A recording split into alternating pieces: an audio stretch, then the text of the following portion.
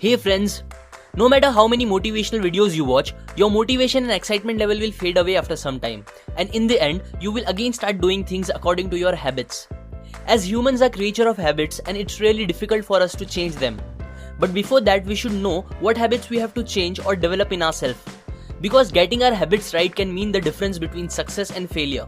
Not only in our personal lives, but in our professional lives and in the communities we live in.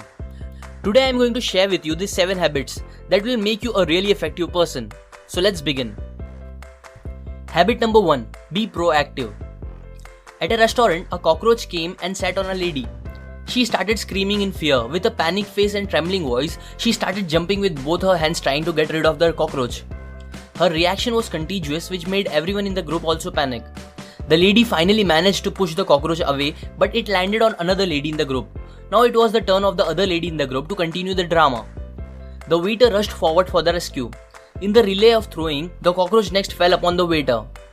The waiter, instead of screaming or panicking, stood firm, composed himself, and observed the behavior of the cockroach on his shirt. When he was confident enough, he grabbed the cockroach with his finger and threw it out of the restaurant. Now we can relate this story with the concept of proactive and reactive people. Here the waiter was a proactive person because he did not react to the situation which came to him, unlike the ladies did. But instead, he handled it with proper thinking and action. There is a great difference between proactive and reactive people. Reactive people love to play the blame game. According to them, all the problems happening to them are because of the government, their boss, or other people, etc. According to them, things are not in their control, but in the hands of other people or circumstances. They think the problem is out there, but in reality, that thought is the problem. Reactivity becomes a self-fulfilling prophecy, and reactive people feel increasingly victimized and out of control. They usually say things like, "There is nothing I can do, that's just the way I am, he makes me mad." On the other hand, proactive people take the control of their feelings in their own hand instead of giving someone else.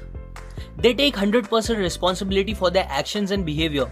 They don't blame the situation but rather think of solution instead. So in order to be proactive, we must focus on the circle of influence that lies within our circle of concern. In other words, we must work on the things we can do something about and not to focus on things we can't do anything about, like the reactive people usually do. Habit number 2. Begin with the end in mind. This habit is similar to the law I explained in my How to Be Powerful video. Now imagine you are at a funeral, but this one is different from any other funeral you have ever attended. As you come to know that this is actually your own funeral. Now stop and think. What are the things you would really like others to say about you? Or what would you like to say about yourself at that time? Example, do you want to be remembered as a great friend? Then are you behaving as a great friend right now, which will make your friends to say that?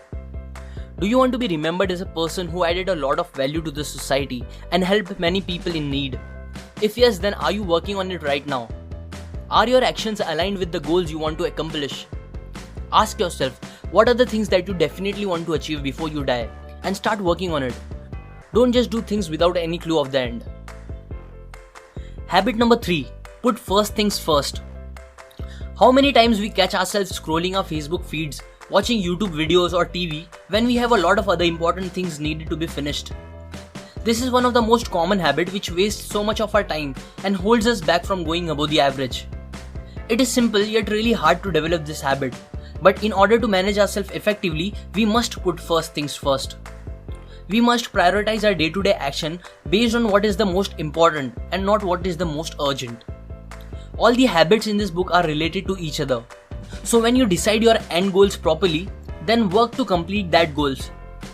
You must put things which will help you to complete your main goal at first place. Never let less important things to keep you away from doing things which are of most importance. Time is very precious, so be stingy with your time rather than money. Habit number 4.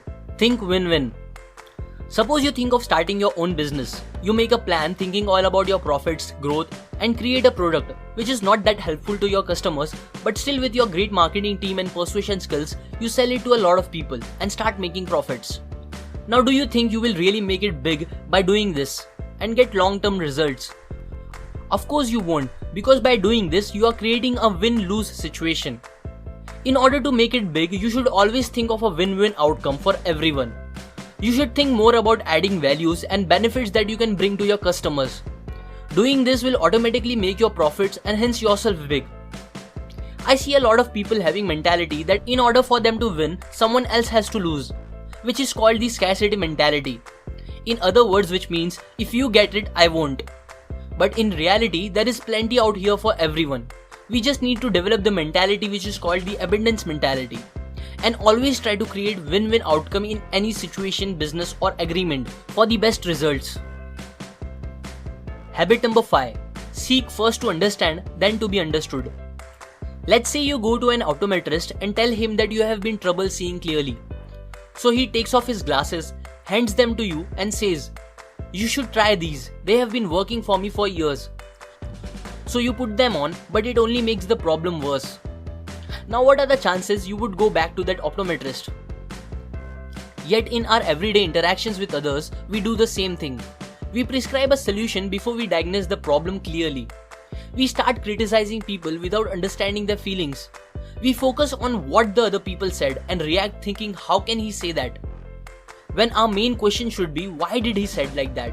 And what were the real feelings behind it?